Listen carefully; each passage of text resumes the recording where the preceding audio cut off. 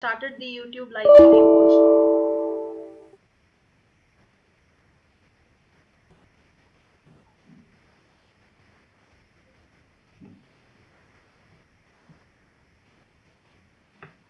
Recording in progress. Okay. So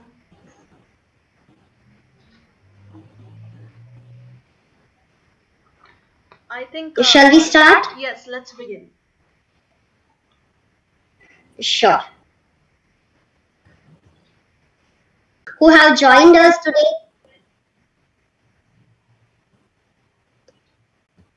A very warm good morning to all the history enthusiasts who have joined us today in this inaugural session of the Itihasa Saptaha 3.0.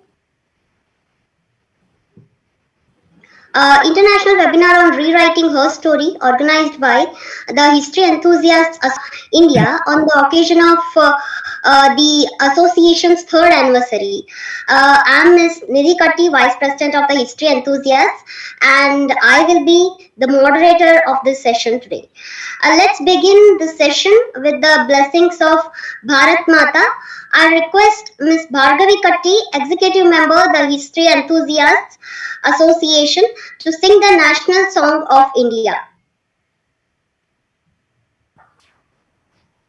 Hello everyone, good morning.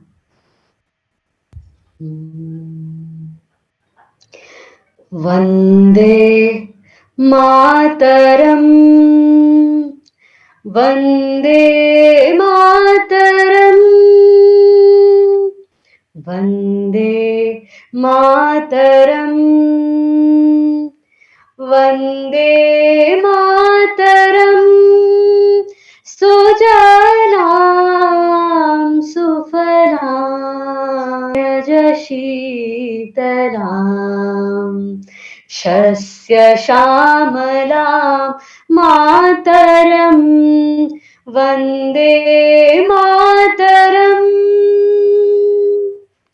Shubhra Jyotsnam Pulakitayamini Fullakusumita Drumataya Shobhini Suhasini Sumadhura Bhashini Sukhadam Varadam.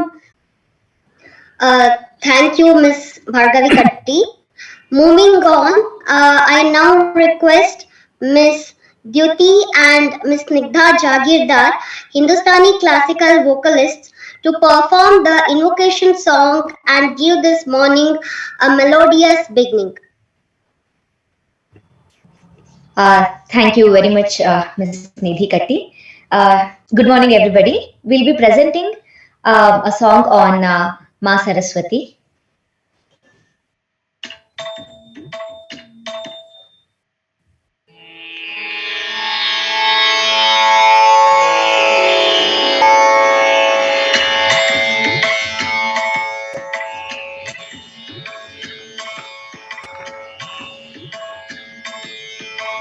ಕೊಡುಬೇಗ ದಿವ್ಯಮತಿ Saraswati ಕೊಡುಬೇಗ ದಿವ್ಯಮತಿ ಕೊಡುಬೇಗ ದಿವ್ಯಮತಿ Saraswati ಕೊಡುಬೇಗ ದಿವ್ಯಮತಿ Mrida ಹರಿಹಯ ಮುಖ ದಿವ್ಯಮತಿ सरस्वती ಕೊಡುಬೇಗ ದಿವ್ಯಮತಿ ಶಿರೋಮಣಿ ಕೊಡುಬೇಗ ದಿವ್ಯಮತಿ ಸರಸ್ವತಿ ಕೊಡುಬೇಗ ದಿವ್ಯಮತಿ ಪತಿತ ಪಾವನೆ ನೀನೆ ಗತಿಯೆಂದು ನಂಬಿದೆ ಪತಿತ ಪಾವನೆ ನೀನೆ ಗತಿಯೆಂದು ನಂಬಿದೆ ಸತತ ಪುರಂದಮತಿ ಕೊಡುಬೇಗ ದಿವ್ಯಮತಿ. Thank you. Thank you both for the amazing performance, Dyuti and Snigdha. I would now like to officially welcome the virtual gathering on behalf of myself and the entire team of the history enthusiasts. I welcome Professor RP. Heartiest welcome to Sri Nandan Shastri, our beloved honorary president of the history enthusiasts, freelance museum consultant, and the president of this session. I also welcome all senior advisory board members of the history enthusiasts, all our beloved resource persons of various upcoming sessions, scholars, and students from different parts of the country and the world. Last but not the least, I welcome Ms. Manali Momaya, President of the History Enthusiasts Association, and all executive committee members of our association. I now request Ms. Manali Momaya to give the introductory remarks and also briefly introduce our valuable guests. Thank you so much, Nidhi, for the warm welcome. I hope I'm audible to everyone. This is the first time we are having such a huge academic endeavor, a webinar, and that is on the occasion of the third anniversary of the history enthusiasts.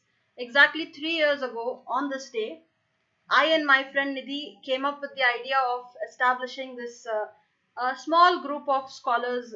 We had not expected that we will come this far, and we will be doing so much, and that we will be celebrating the third anniversary today with Professor Goldman, sir, and Professor Bandyopadhyay, and all these wonderful scholars from across the world. It is overwhelming and absolutely a dream. It's like a dream. Uh, a few words about the history enthusiasts. We started on 13th May 2020. It was just a small idea. The times, it was during the COVID period, and I think the world was on lockdown at that time.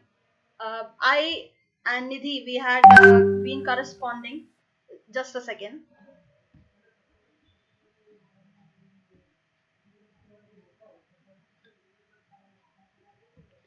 Yeah. So my so Nidhi suggested that let's start a Facebook page, and let's organize some online lectures and see where it goes. And it was actually also in my mind.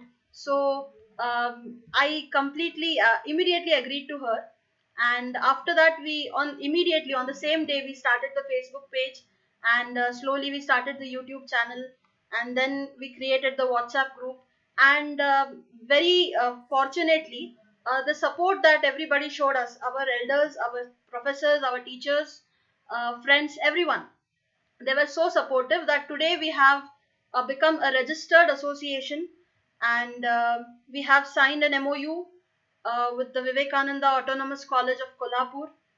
We have successfully organized over 50 online lectures, three offline events, several conservation activities on field. So I think all this was only possible because of the uh, support that our elders showed us. I do have to acknowledge the role of Sri Nandan Shastri sir, our honorary president. He has been a great guiding source for us ever since the beginning. So he and then we have Professor Ravi Korishettar sir, Professor Shiladhar Mughli sir, who are there from the beginning with us. And then there is a saying in Hindi, "Log judde gaye, karwa banta gaya." So that's our story exactly. People started joining us. We have so many scholars. I apologize because I cannot take everybody's name here. But it was a wonderful, wonderful journey of 3 years, and we are going to continue for much, much longer with your support. Uh, that is just a little bit of introduction about the History Enthusiasts Association. We are based in Hubballi. It is the commercial capital of North Karnataka, and of course a very historical town, and we are having reach all across Karnataka and now India, and we hope to have increase our reach worldwide. So With those introductory remarks, I would now like to introduce our today's inaugural speaker, Professor R.P. Goldman, sir. Professor Robert Goldman is the William and Catherine Magistrati Distinguished Professor of Sanskrit and India Studies. He got his bachelor's degree from Columbia College in 1964 and completed his doctoral studies at the University of Pennsylvania in 1971. He has taught and held fellowships at several academic institutions around the world, including the University of Rochester, Oxford University, Jadavpur University, and Jawaharlal Nehru University. His areas of scholarly interest include Sanskrit literature and literary theory, Indian epic studies, and psychoanalytically oriented cultural studies. He has published widely in these areas, authoring several books and dozens of scholarly articles. He is perhaps best known for his work as the Director General Editor and Principal Translator of a massive and fully annotated Princeton University Press translation of the critical edition of the Valmiki Ramayana, perhaps the single most widely copied and massively influential text on the religions, literatures, societies, politics, and general cultures of the entire region of South and Southeast Asia, from antiquity to the modern world. The Los Angeles Times Book Review translated, annotated, and edited along with Professor Sally J. Sutherland Goldman, Sir's wife, titled The Ramayana of Valmiki, an Epic of Ancient India, Volume 5, Sundarkanda. So, this book was included in the Los Angeles Times Book Review's list of the 100 best books of 1997. His work has been recognized by several awards, fellowships, and prizes, including election as a Fellow of the American Academy of Arts and Sciences in 1966, a citation and award for Distinguished Fellowship at Calcutta Sanskrit College in 1992. The citation and award for Distinguished Teaching at the University of Vidvat Parishad, New Delhi in 97. President's Certificate, that is from the Honorable President of India for Sanskrit. It's an international award which was given in 2013. Excellence in Teaching Award presented by the Phi Beta Kappa Northern California Association in 2016. The World Sanskrit Award in 2017, which was presented by the Indian Council for Cultural Relations, and the A.K. Ramanujan Translation Prize by the Association of Asian Studies, along with Professor Sally Sutherland Goldman in 2020. A fetched script entitled Epic and Argument in Sanskrit Literary History, Essays in Honor of Professor R.P. Goldman, edited by another renowned scholar of Sanskrit, that is Professor Sheldon Pollock, was published in 2010. It is an honor to have such a distinguished and valuable scholar with us today on this occasion. Once again, sir, I welcome you. Now, I move on to the introduction of Professor Samresh Bandyopadhyay, sir, who will be joining us shortly. Born in 1942 in an illustrious family famous for scholarship, patriotism, and philanthropic activities, Professor Dr. Bandyopadhyay, a brilliant student of the University of Calcutta, is the recipient of several scholarships, research fellowships, and in BA honors in ancient Indian history and culture. He served his alma mater for over 4 decades in different capacities and retired in 2007 as a professor. He has to his credit 10 books, 25 edited works, and nearly 300 research articles published in Indian and foreign journals. Well worthy of mention are Acharya Vandana, D.R. Bhandarkar Birth Centenary Volume, that is, edited by him, released in 1985 by the then Prime Minister of India, Srimati Indira Gandhi, and commended as one of the best Indological publications of the century and the best of the type by Sir Harold Bailey of Cambridge University, UK. Thoughts on Synthesis of Science and Religion, also edited by him, D.D. Singh of Berkeley University, incorporates contributions from as many as 5 Nobel laureates. Bharata Samskriti, presentations at the 3-day international seminar on importance of early Indian culture in making a better world, published from the USA in 2015. He became the General President of the Numismatic Society of India in 2002, and the General President of Indian Art History Congress in 2012. His invaluable contributions to the study of history of science has earned him the Nelson Wright Medal of the Numismatic Society of India, that is in Varanasi, the Honorary Fellowship of Ancient Sciences and Archaeological Society of India, Mysore, and the highest award, Jnana Nidhi, of the government-sponsored Academy of Sanskrit Research, Melukote, Karnataka. He was honored with the Sir Acharya J.C. Bose Memorial Award in 2015, for 2015 in January 2016 at the Bose Institute main campus, Kolkata, for his outstanding contribution to the History Institute for the History of Science and Archaeology, Associate Ireland, a member of the advisory board of Sthapatyam, a journal of the Indian Science of Architecture and Allied Sciences, published from Delhi, and the principal advisor of North American Institute of Oriental and Classical Studies, USA, which promotes worldwide the study of the history of science. Last year, he was honored by the prestigious award of Diploma of Honor by the oldest university in the Western Hemisphere, San Marcos University, Lima, Peru, that is South America. Bandhopadhyay. Very briefly, I will also like to introduce our honorary president, Sri Nandan sir. He completed his BSc with Geology majors from Gujarat University, MSc in Geology, and postgraduate diploma in Museum Studies, both from Maharaja Sayajirao University of Baroda. Having over 43 years of experience in the field of museology with focus on environmental sciences and specialization in earth science, Sir has proficiency in treatment of corroded historical objects, geological aspects of archaeological excavations and exploration.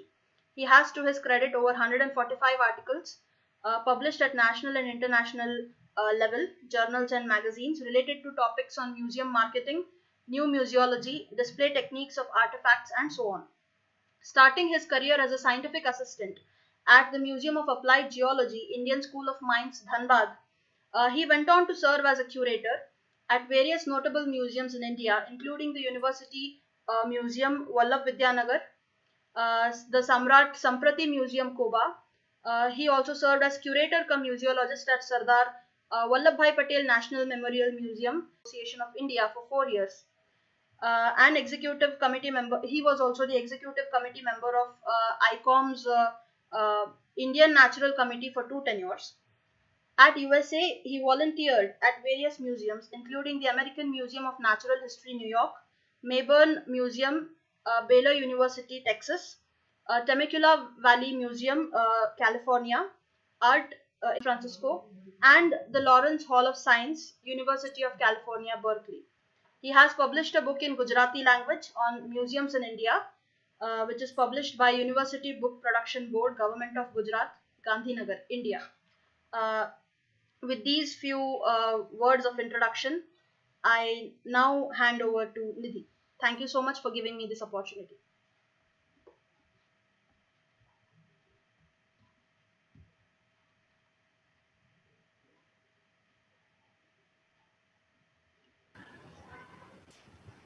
Thank you so much, Manali. I now request Professor Goldman to deliver the inaugural address. Thank you, President Momaya. History enthusiasts this time seem to emphasize this notion of her story rather than his. In the great Sanskrit epics, the Mahabharata and the Ramayana of Valmiki. And it's important that one knows these texts because they are the most influential texts, I believe, written in India in the ancient period and have long traditions of echoing through the centuries and the millennia. And they're very important in, thank you, important, you can put up number 1. Yes. Formation and dissemination of many deep cultural formations in South Asia regarding gender, hierarchy, difference, and conduct. So let me talk a little bit about the way women have been represented. Most of you know there's a kind of ambivalence in these texts, which were largely composed by men, of women as, on the one hand, seductresses, sexually charged, who seduce men, who seduce sages like the Apsarasas and so on, and rob them of their ascetic powers. On the other hand, women are often elevated to paragons of purity and innocence and so on, and can be treated in very different ways in the epic. And I wanted to talk a little bit about the way violence figures in these representations. Now, as you must know, violence against women forms a very central narrative feature of both epics. That is to say, in the Ramayana, it's the abduction of Sita, of course, and her abuse at the hands of the monstrous sexual predator, actually, Ravana. And in the Mahabharata, there is at the center the marvelous character of the long-suffering, much abused character of Draupadi, who is not only famously humiliated in the Sabha of the Kaurava court by the attempt, at least, to disrobe her, this Vastraharana, but also, as we'll see as I go along, subjected, since the authors seem to want to harp on this theme, to numerous attacks and assaults on the behalf of men. Manali, can you show the slideshow from here so we can look through them? Thank you. All right, so this is the one. This is actually a poster art, a painting of Bhima and Hidimba, famous scene from the Mahabharata, in which you see the Rakshasi, who often are regarded as hypersexualized, as in a sense seducing Bhima, who actually sort of marries her, you might say, without benefit of clergy. And they actually produce that half human, half monstrous child who becomes, including abduction and rape perpetrated against women. Let me begin to analyze the centrality and prevalence of this theme and its significance in these seminal texts. Let me try to classify the types of gendered violence that occupy so prominent a place in the epic and related Puranic corpus, highlighting specific cases and their consequences. We must differentiate between what the textual tradition regards as what I would call licit and illicit forms of sexual assault, and the ways in which the intimately related issue of the performance of masculinity and femininity and the wreaking of extreme violence on the males of her natal family. You can read this in the hatwa, chitwa, cutting, breaking, and so on. They drag the wailing woman from the house. But this is a normative form of marriage sanctioned by the Shastras, but specifically for Kshatriyas. It's a warrior form of marriage. And we see it several times in the epics and in the Puranas, of course, as in the example of Bhishma's abduction of the daughters of the Kashi Raja and Krishna's abduction of Rukmini. In one case, those are non-consensual abductions. In the case of Rukmini, it's a consensual abduction. So there are very subtle differences. To violent death, all of these episodes are intended as cautionary tales and speak to a specific anxiety about the loss of manhood through fear of actual or symbolic emasculation. Indeed, punitive emasculation, you might say, it haunts the imagination of the epic poets. And if you look at, for example, Manusmriti 887, the punishment for rape is mutilation, right? Abhisahyatu yah kanyam kuryatar pena manavaha tasyashu kartyayangulya dandam charahati shatam. That whatever man should assault a young woman in his arrogance should receive the punishment of the amputation of 2 fingers and a fine of 600. I think I'll begin with a narrative that I consider the locus classicus of sexual crime and punishment. One which is widely replicated throughout the literature, the tale of the encounter of Indra and Ahalya. The story is recounted twice in the Ramayana alone, in the poems Bala and Uttarakandas, respectively. The first is best known. It's a tale of seduction, adultery, and reprisal in which the notorious philanderer Indra, taking on the guise of the sage Gautama, approaches his wife Ahalya in order to have illicit, adulterous relations with her. Although this is clearly an attempt to trick a virtuous wife. You can have the second slide, please, Manali.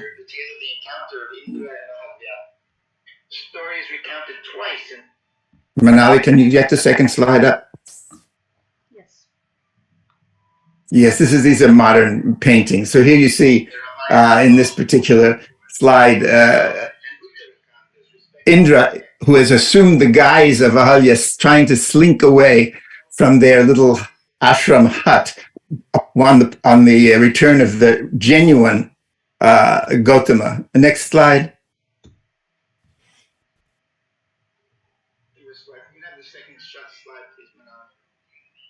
So the punishment for, you see, this is from the mid-17th century, very beautifully illustrated Ramayana called the Mewar Ramayana, in which you see, it's a little bit graphic, I'm afraid, the actual punishment that is the result of this illicit seduction is the castration of Indra and the replacement of the lost organs by those of a ram that was sacrificed.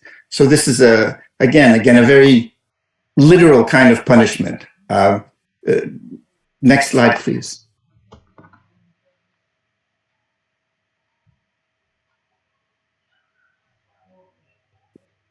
So, and the first account of this is interesting because it's clearly an attempt to trick a virtuous wife into having relations with a male other than her husband. But Valmiki's account of the effort is curiously nuanced in that he makes it clear that Ahalya is complicit in this deed. He says is Munivesham Sahasraksham Vinaya Raghunandana Matim Chakara Durmeda Devaraja Kutuhalat. She made up her mind, right? That evil-minded woman, out of the desire for the god, Deva Raja Kutuhalat, for the desire or curiosity for the king of the gods, that is Indra. Here's just a modern painting. And the punishment, of course, was this castration. And again, what we often see is that in other texts is the punishment is the marking of Indra's body with 1,000 replicas of the female generative organ. So again, it's a form of symbolic castration. But when he pleads not to be so humiliated, there's a gift, a remission that they can turn those organs into eyes that you see here in this particular slide. And this is why you see the common epithet of Indra as Sahasraksha Indra, 1,000-eyed Indra, but it's a kind of embarrassing story for him, right?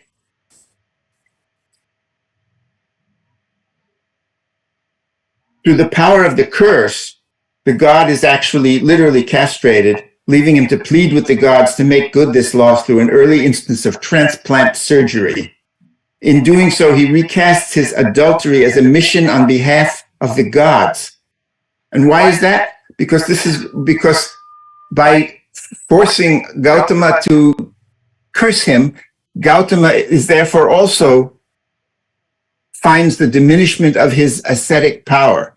So it's often the intention of these women or others to either lure a rishi or a celibate into having sexual intercourse with an attendant loss of sexual and ascetic power, or to have him curse you, which accomplishes the same thing. An example would be in the Ramayana, that long story of Vishwamitra, where you see the seduction of Vishwamitra by Menaka on the one hand, which is a loss of his power, and then the attempt of the seduction by Rambha, whom he curses with an accompanying loss of power. So there's this kind of theme that keeps percolating through these texts, right?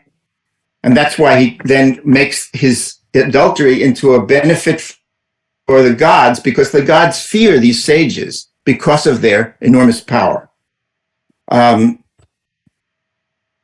So this is an unusual, but also the first source of this story. And you see then the consequences of it.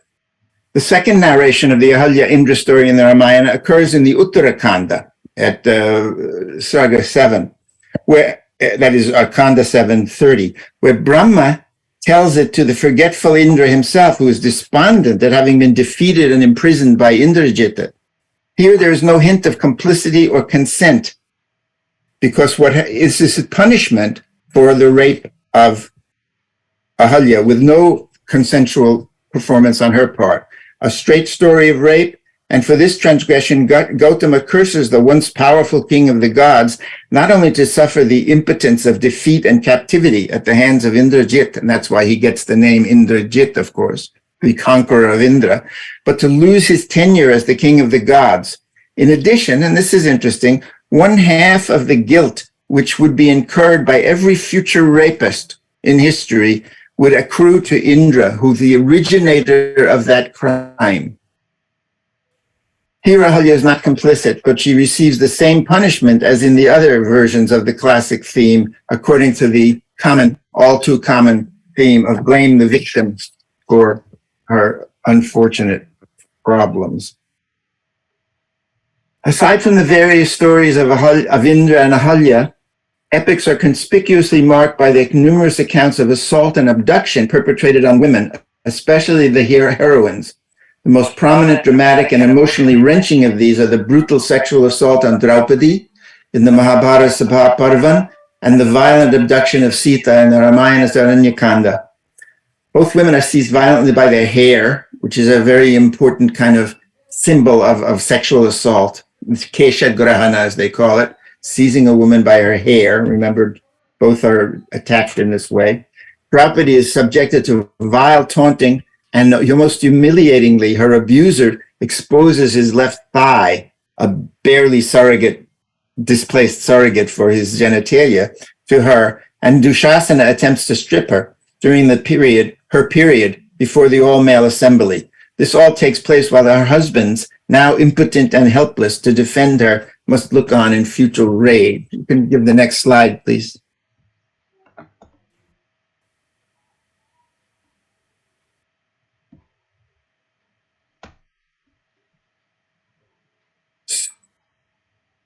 This is the other punishment of Indra. You can see the battle taking place with the gods against the Rakshasas. And in the bottom left panel, you can see Indra being led away in captivity with his hands tied behind his back. And there on the lower right panel, he's in prison in the palace of Ravana until Brahma intercedes and releases him. Next slide, please. This is, of course, poster art, the Draupadi Chiraharana, it's called here, but there you see Krishna rescuing Draupadi from the humiliation of being stripped by Dushasana, there while her husbands sit there impotent and furious, but unable to do anything because they've lost themselves and lost her. That's another key issue, that you can see that a husband is considered to be able to stake his wife in a bet as a piece of his property. Such an extreme sexual violation cannot go unpunished in the world of the epic, and both Draupadi and the Pandavas, through Bhima, will have their revenge. Bhima, enraged at her Duryodhana's overtly sexual assault, vows to smash his thigh as a fitting punishment, again, a mutilation, even though it violates the rules of mace combat for Kshatriyas, and perhaps as requital for the displaying of Draupadi while in her period, he makes this ghastly vow to drink Dushasana's blood. At the end of the now inevitable war between the Kaurava factions, he will fulfill those two dreadful vows. It's not hard to see that these acts are in keeping with the theme of mutilation as punishment that we saw in the cases of Indra and the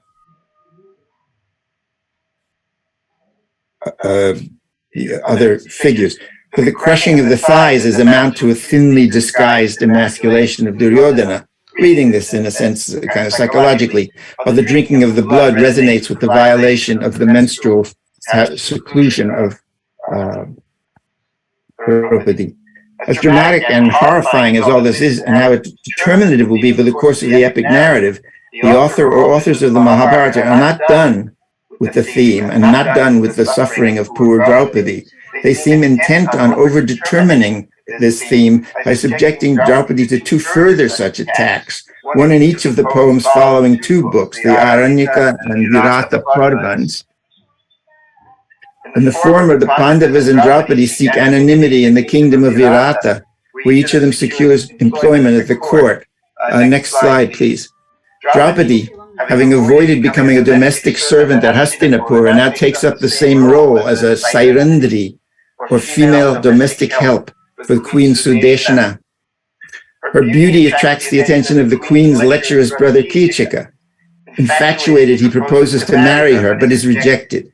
His sister, the queen, sends her to him with some drinks, and in what must be one of the world literature's first portrayal of workplace harassment, comical scene in which Kichika, thinking Bhima is Draupadi, in the darkness begins to caress him.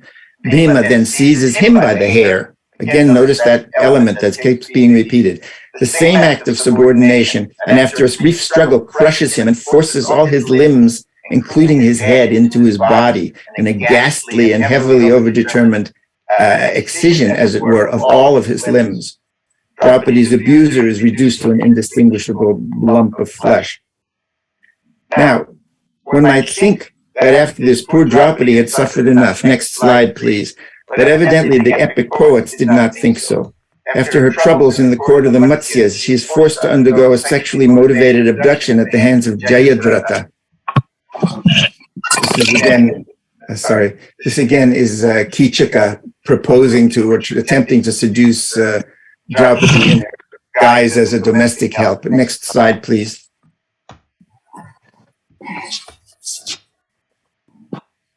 The episode is very similar. It's again, you see Sudeshna sending, she's assuring her, he won't hurt you, right? Since I sent you there. And that, of course, proves to be false. Next slide, please.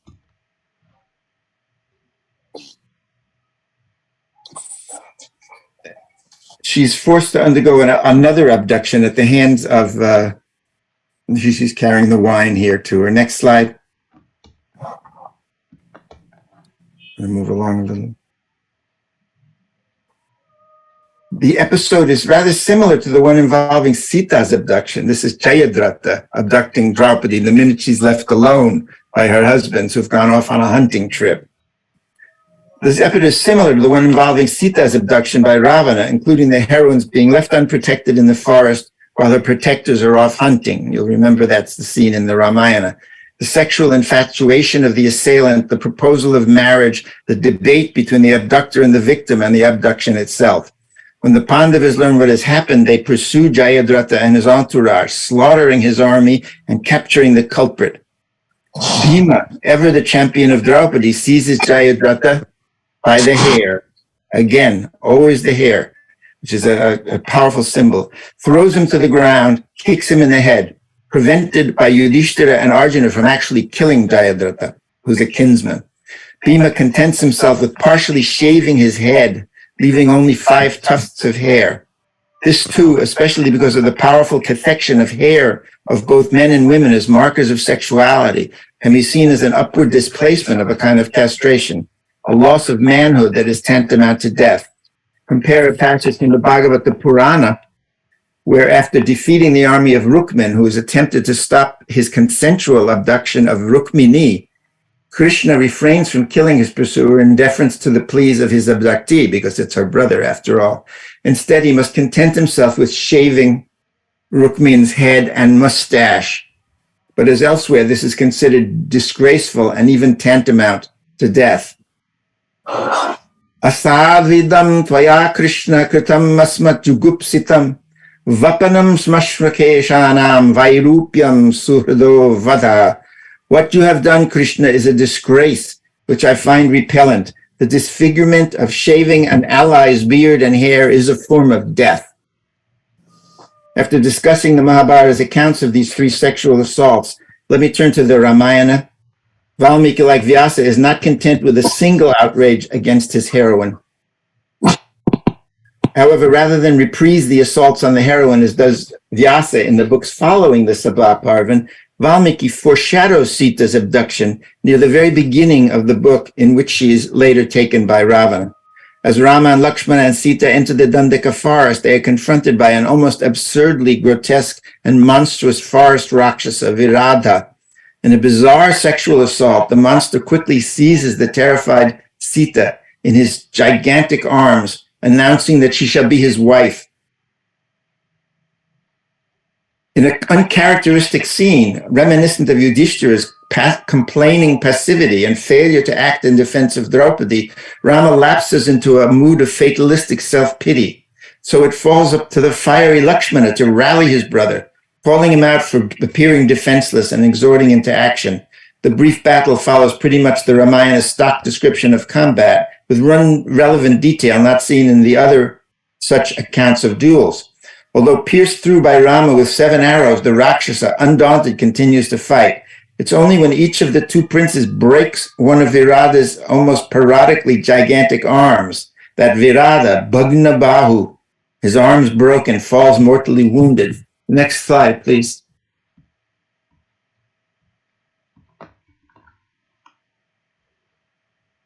And this is Rama and Lakshmana battling Virada, who has carried off Sita, as you see.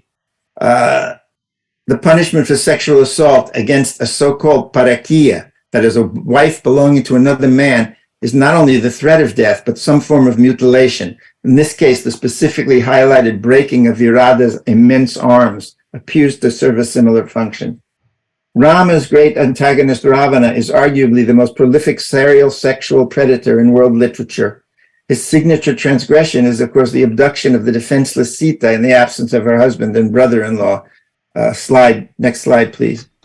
This is, however, by no means, here's a scene of Ravana carrying off Sita after mutilating and killing the great bird Jatayus, and you can see him on the upper right-hand corner flying away with, since his chariot was smashed, he's flying away, and Sita, is dropping a little packet of jewelry onto a peak where some monkeys are gathered. That will be significant because monkeys will bring them to Rama and Lakshmana, who will recognize the jewelry.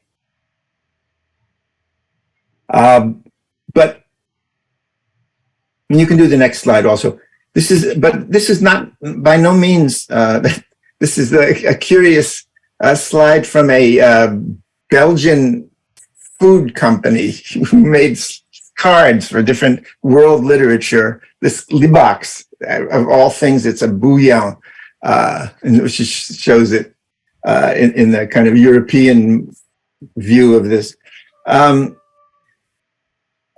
This is no means only Ravana's only act of sexual predation, as documented in the Sundar and Uttarakandas of the poem. These range from abduction on one might call an industrial scale to outright rape.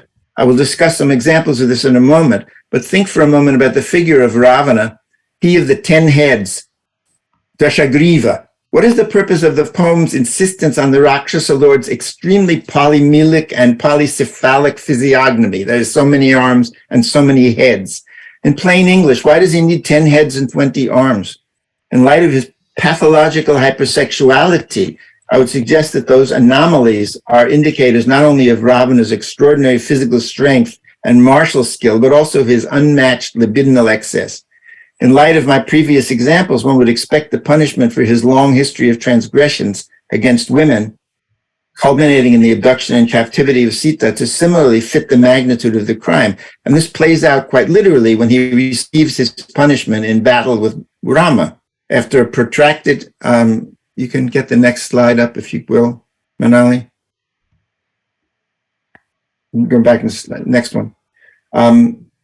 Decapitation marks the end to many duels described in the poem. It is one of the few wounds from which resilient epic warriors cannot recover. And after a protracted duel with Ravana, the hero finally succeeds in beheading his foe. Decapitation marks the end to these duels. But in the case of Ravana, who appears to fight in his alternate two-armed form, single head and two-armed, each time Rama cuts off the Rakshasa's head, can you put it in the slideshow view, please? Another head grows in its place.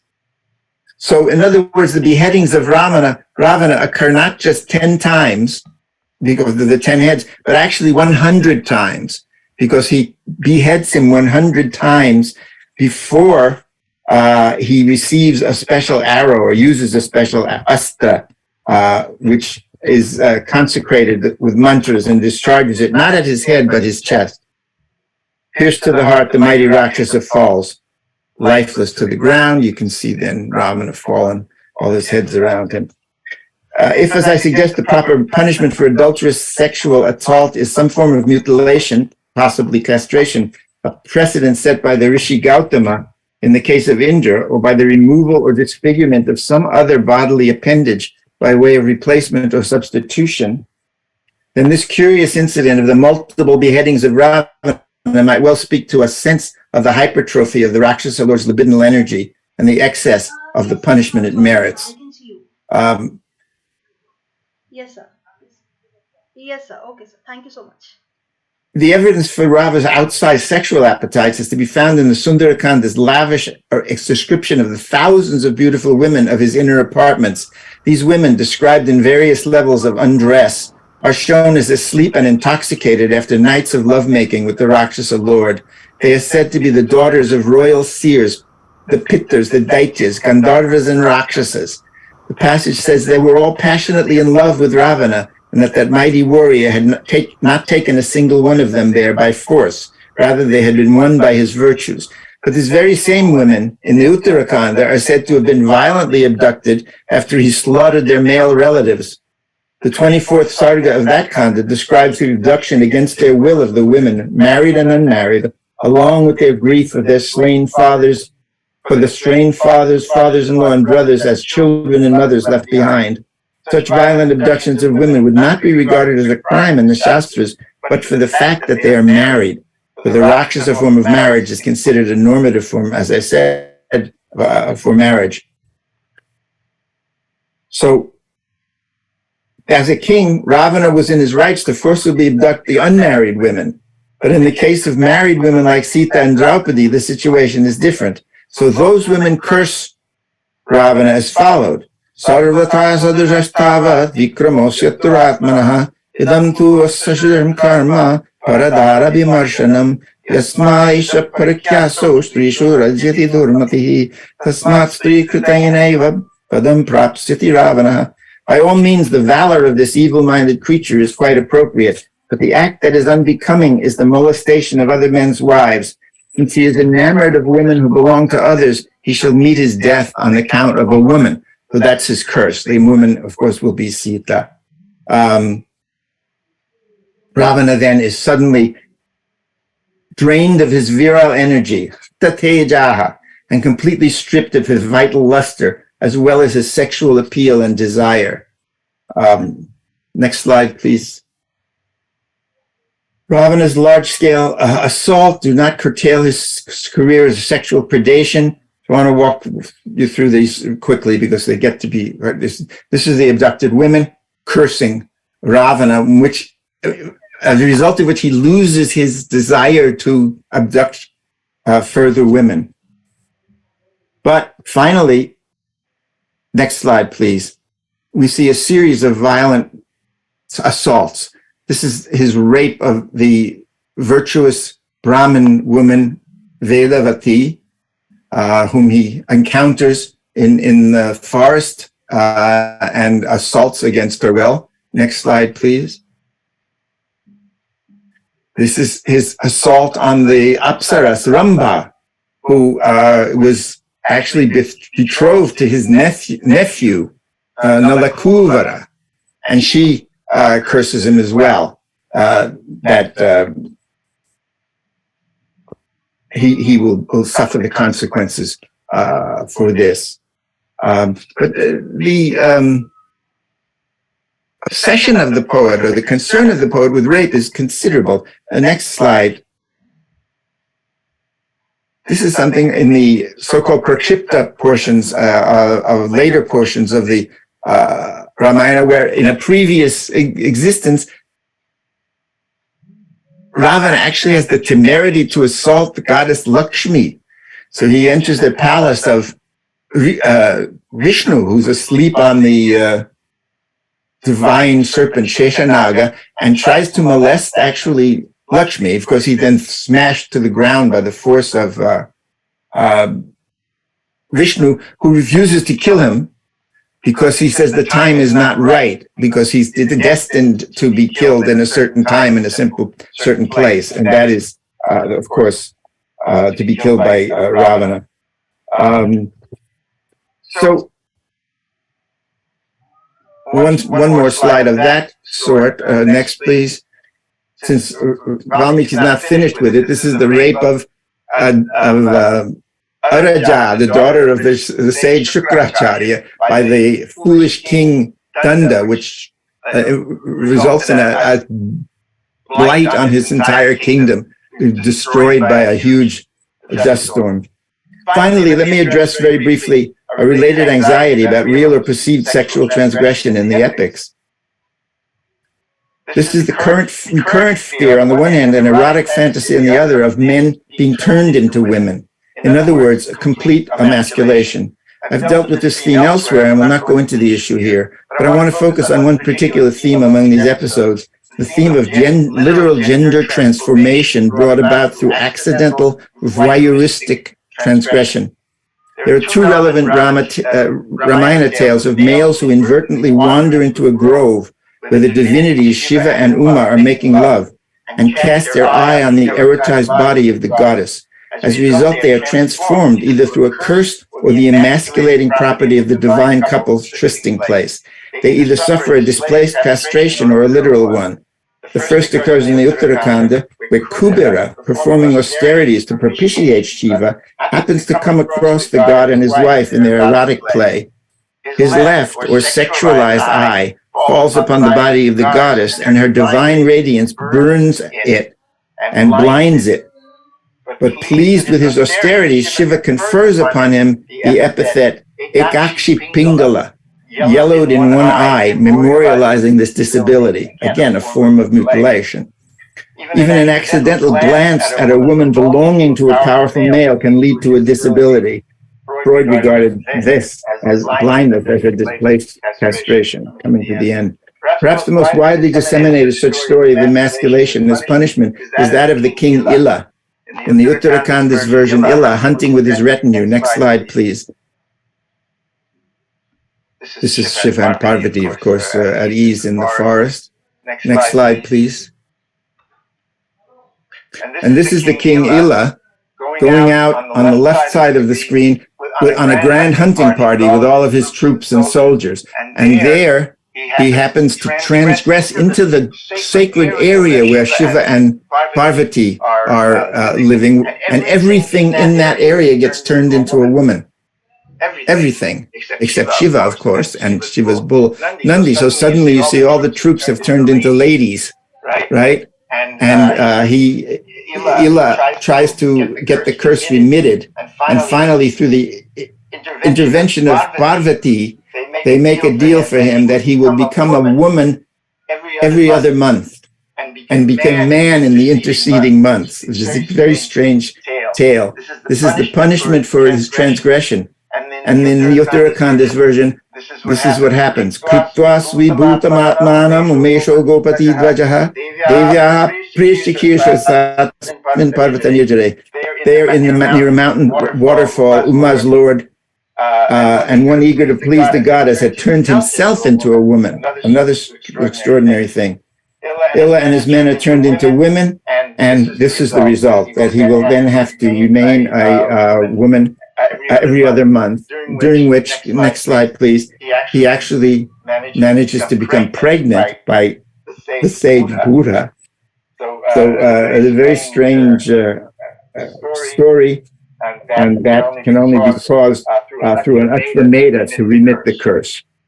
So in conclusion, just briefly, let me say I have attempted, and I hope perhaps succeeded, in pointing out a rather unstudied theme in the great Sanskrit epics, the theme of the crime of sexual assault and its punishment, which not only stands at the narrative and emotional heart of the poems, but runs through them in so overdetermined a fashion, repeated so many times, as to suggest that it was and remains a source of both fascination and anxiety for the authors and audiences of these great, monumental, and fantastic works. Thank you for your patience.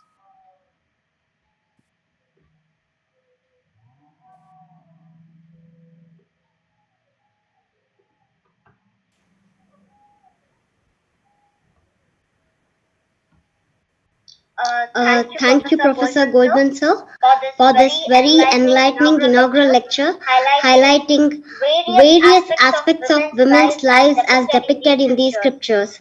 I now request Professor Bandyopadhyaya to deliver the keynote address.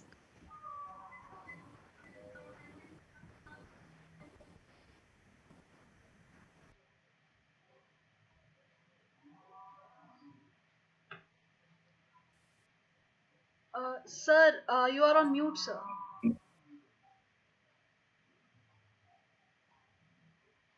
Professor Bandyopadhyay, sir, you are on mute. Please unmute.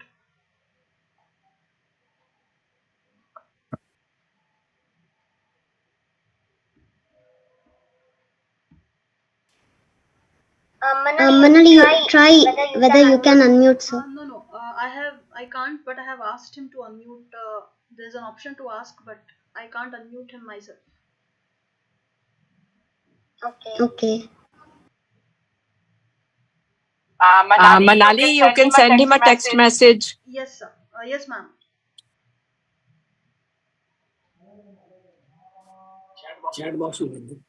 Or you can send in the chat box. Yes.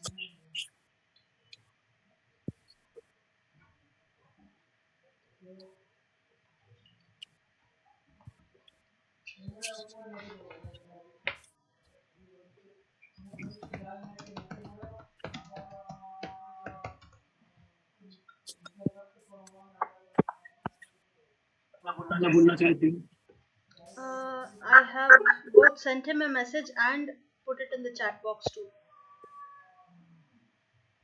You can try calling him also. Maybe he's not on the. Is he on the screen? Yes, he is on the screen.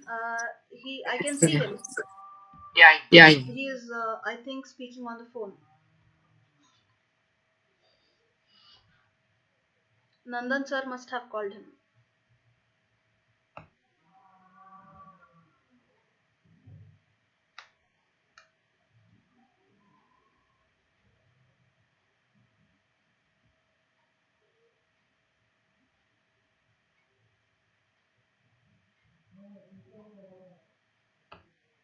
One second. I will also call him. Yes, please.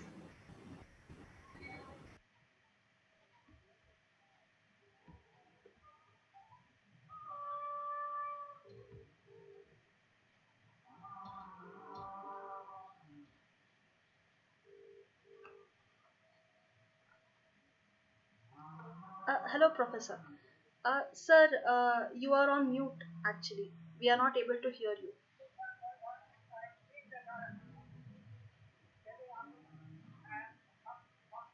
Sir, it's on the bottom left corner of your screen. There will be an option called mute or unmute.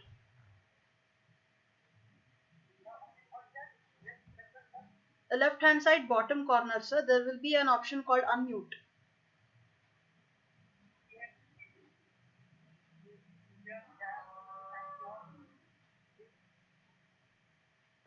On the screen, sir.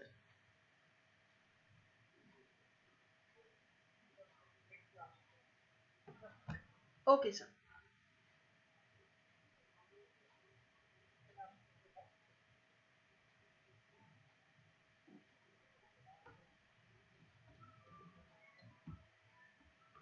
Very sorry for the delay.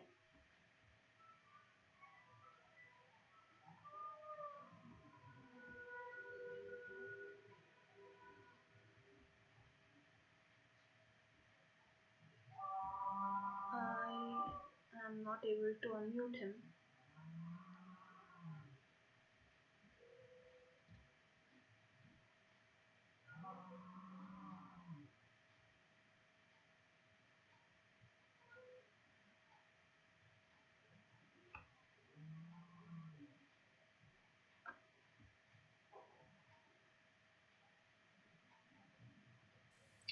Manali, if computer is a problem, he can start speaking from the phone, connecting the link.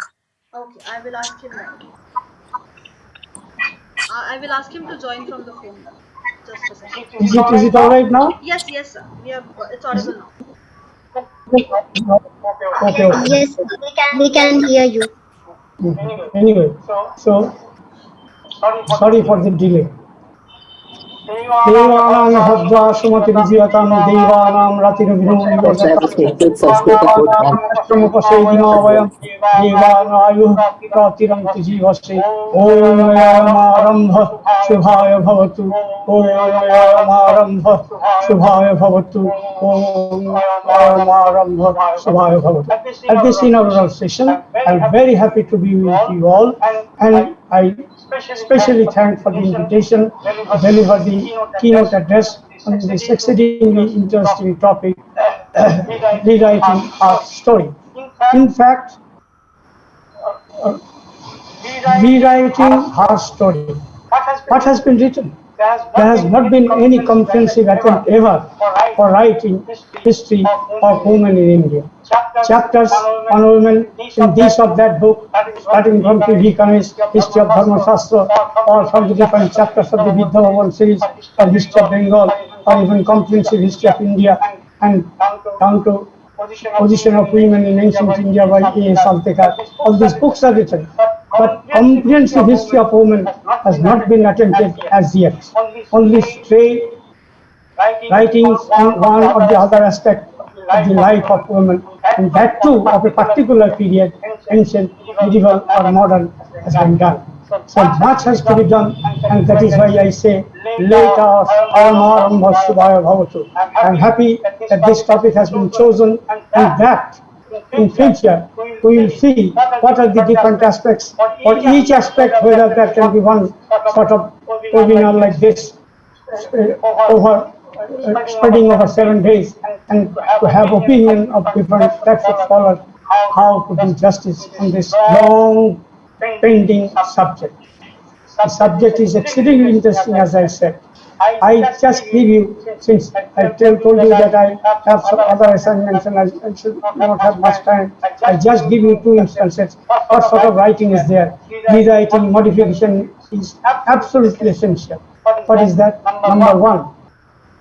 I quote one sloka, not from any text, the date of which is not definite. All are Indian texts. The portion is using is maybe a later interpolation, as the Professor Goldman was pointing out. Something Prakshipta was he was referring. On the other hand, we do not know the date of that particular Prakship. So that is one.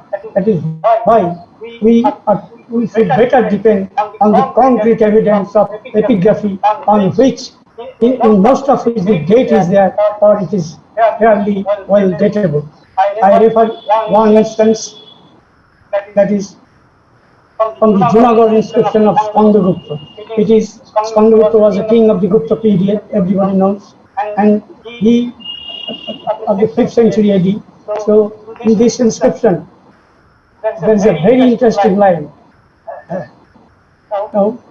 Interesting line saying that a grown-up girl, applying her mind, selected on her own husband, not among the invitees of the father, as it happens in Swayamvara formal marriage. No.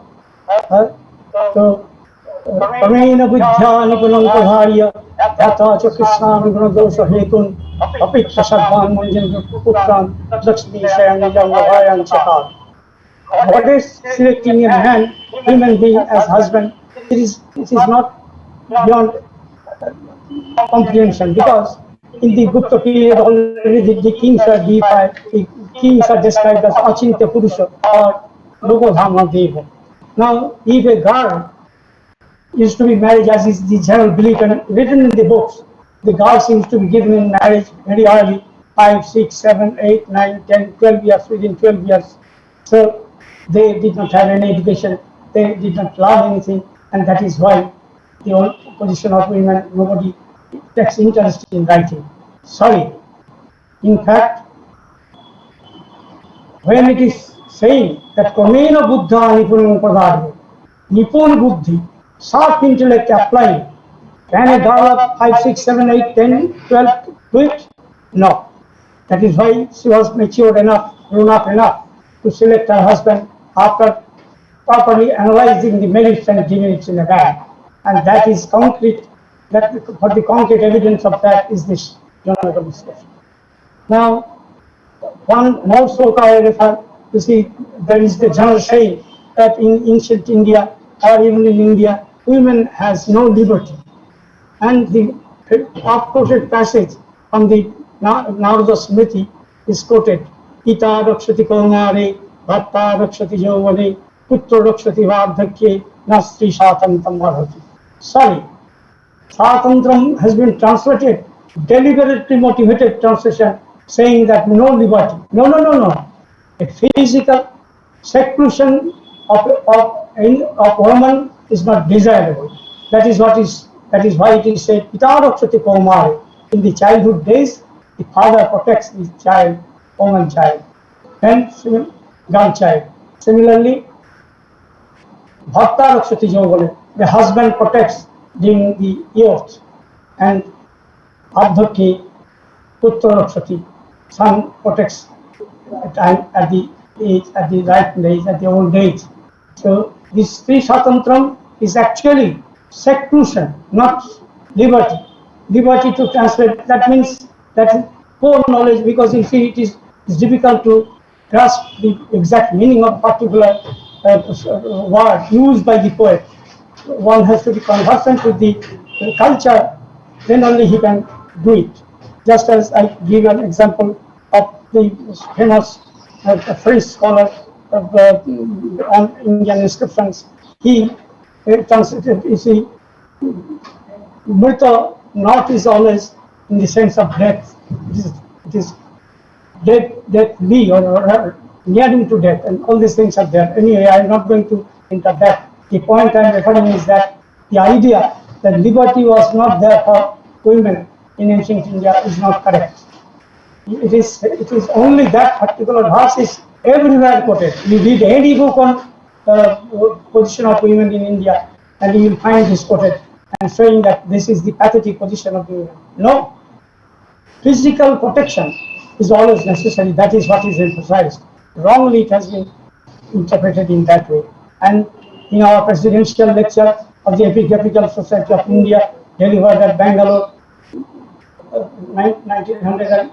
2002, there I pointed out that this sort of thing in the epigraphs, dated epigraphs, there are many details which has to be correlated with literary evidence if somebody has to use literary evidence. Otherwise, just from a story or this or that story, this happened, that happened, meaningless. And that sort of writing is no good for us. What is necessary is to write a comprehensive history acceptable or depending on primary source of information like inscriptions and coins. You are saying, I am saying coins? Yes, there are inscriptions on coins also, and there also you can get much material. All these things are not taken so much importance. So I told you that I would be taking not more than 10-15 minutes. 15 minutes are already over. So I'm sorry that I cannot spend more time. I would have been happy, but I shall be attending the afternoon classes. Now the selection committee meeting is going on for Indian Administrative Service, and I shall have to be there right from 11 o'clock. So I take leave of you with the very best wishes for the seminar, very best wishes for the organizers, and that with the saying again, Ayam Arambha Shubhaya Bhavatu. Om Shanti, Om Shanti, Om Shanti. Thank you. Thank you so much. Thank you so much, Professor Bandopadhyay sir, for your inspiring keynote address. Over to our Honorary President, Shri Nandan Shastri sir, for the presidential remarks. Respected Professor Robert, Professor Samresh ji, many renowned scholars of the History Enthusiast Group, dear President Manali, Vice President Nidhi. The History Enthusiast Group has formed a community of over 800 members across Facebook, Instagram, WhatsApp, and YouTube. Now it has entered for first time on Zoom platform from today's virtual event of inaugural function. At the outset, I want to recapitulate having met in person Dr. Goldman through Professor Padmanabh Jaini, who was born in coastal Karnataka in 1923. As I was associated both with Lawrence Hall of Science, Berkeley, and Asian Art Museum, San Francisco, I was very fortunate to meet both Professor Robert and his wife, Dr. Sally, often.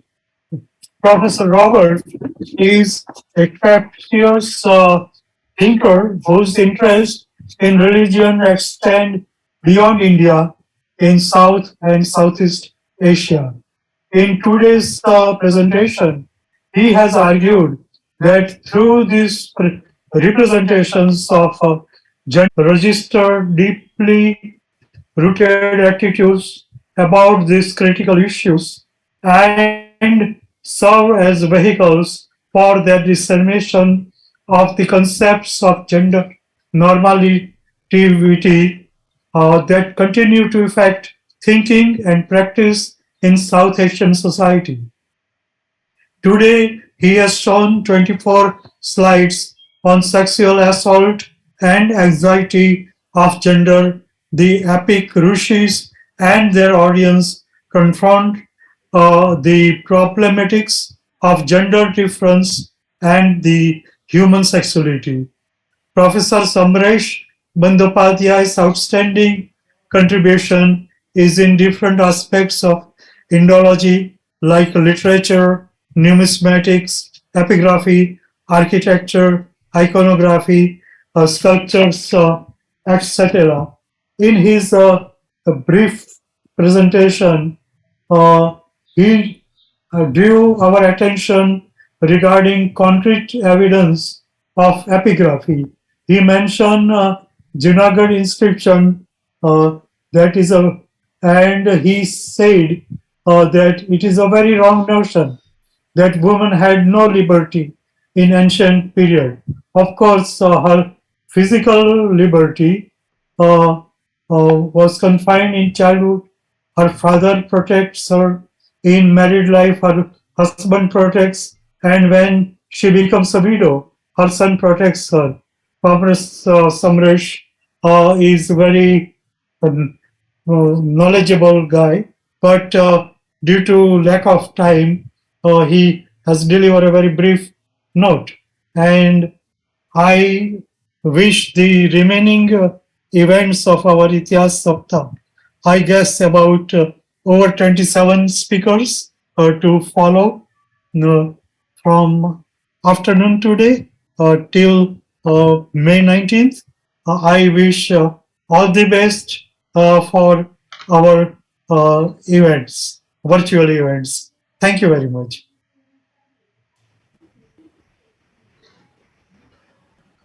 Thank you, Nandan sir. I now request to propose the vote of thanks to Ms. Manali Momaya, President of the History Enthusiasts Association. Thank you very much, Nidhi. I still cannot believe that we have already begun the international webinar, and we have almost completed the inaugural session.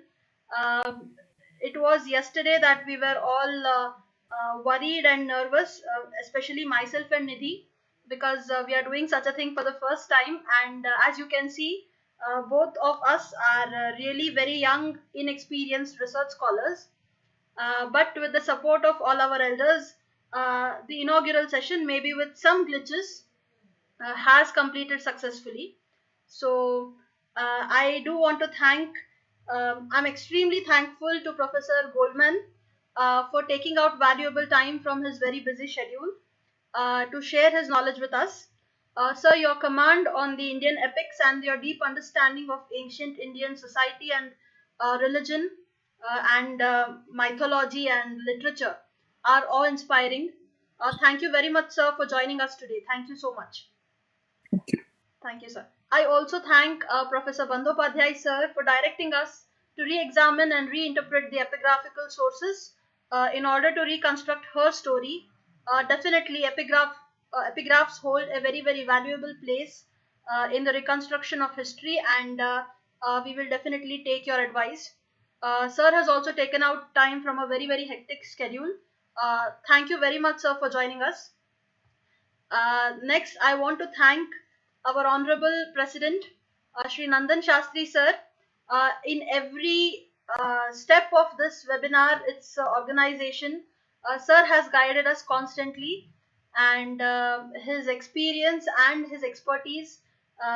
He is a museum expert, and he knows how to organize the artifacts, and so he also knows how to organize events, and that has helped us a lot. Thank you very much, sir. I also thank all the senior professors who have joined us today. Professor Uma Chakravarti has joined us in this meeting. Professor Rekha Pandey has also joined us, and all other senior professors whose names I might have forgotten to say here, but thank you all for joining us today, and all the advisory members of the history enthusiasts, uh, all the students, scholars who have attended the inaugural session and who will attend the upcoming sessions of the webinar. Last but not the least, I want to thank my friend Ms. Nidhi Katti, Vice President of the History Enthusiast, for moderating this session very successfully. Thank you all. We will meet again in the evening for our next session. That is by Professor Gauri Parimu Krishnan. It is a very interesting lecture, and the link will be posted in the WhatsApp group as well as on your emails. Please check it out. Thank you so much.